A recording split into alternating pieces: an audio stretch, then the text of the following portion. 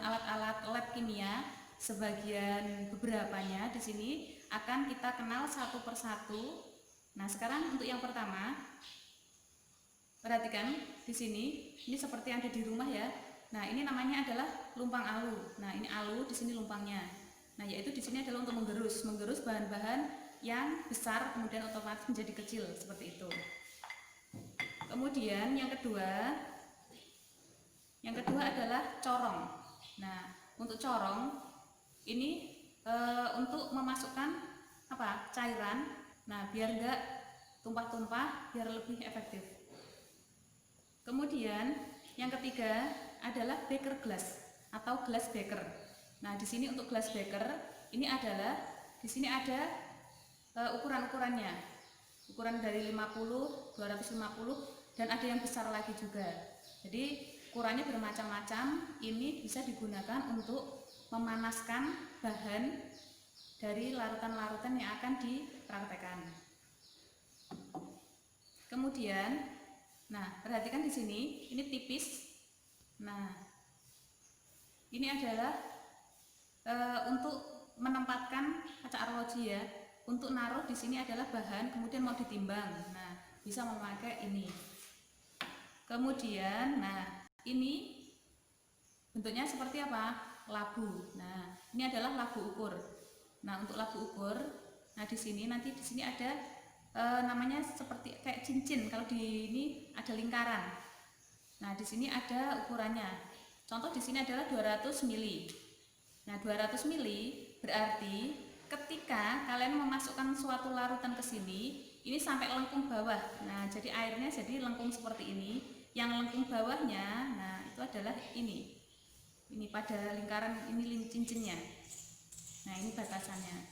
Nah, ini digunakan untuk apa? Ketika mau mencampur suatu larutan, nah yang diperlukan harus tercampur rata. Contohnya ketika campuran di sini A dengan B dimasukkan, kemudian bisa ditutup. Nah, bisa dikocok dengan seperti ini, otomatis akan mencampur. Itu salah satu kegunaannya. Kemudian yang berikutnya adalah gelas ukur. Nah, untuk gelas ukur ini adalah untuk mengukur ini larutan. Jadi misal kalian memerlukan larutan berapa mili, misal contoh 50 mili atau 40 mili. Nah, di sini bisa menuangkan ke sini dengan corong tadi. Nah, dimasukkan ke sini. Di sini sudah ada ukurannya. Ini namanya gelas ukur. Kemudian yang berikutnya, ini bentuknya agak berbeda dengan yang tadi. Ini namanya Erlenmeyer.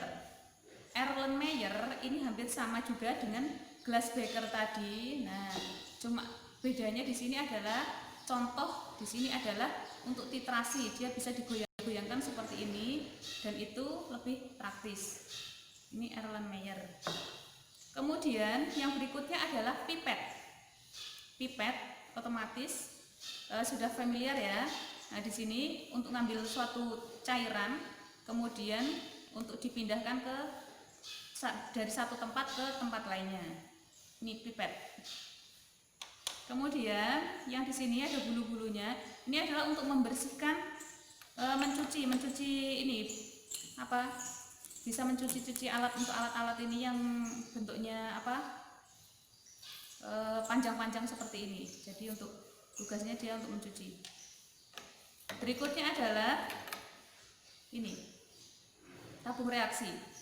Untuk tabung reaksi, nah ini bisa digunakan ketika kita memerlukan banyak sampel. Kemudian di sini adalah untuk menaruh sampel-sampelnya untuk dicampurkan. Nah, dan hanya memerlukan tempat yang kecil.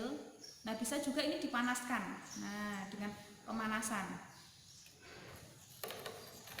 Tabung reaksi. Kemudian yang berikutnya adalah kaki 3. Nah, ini kaki 3. Nah, ini kasanya. Ini kosong ya. Nah, ini kasanya. Nah, ini kaki 3. Ini nanti untuk pemanasan. Jadi untuk memanaskan suatu larutan. Contoh seperti ini.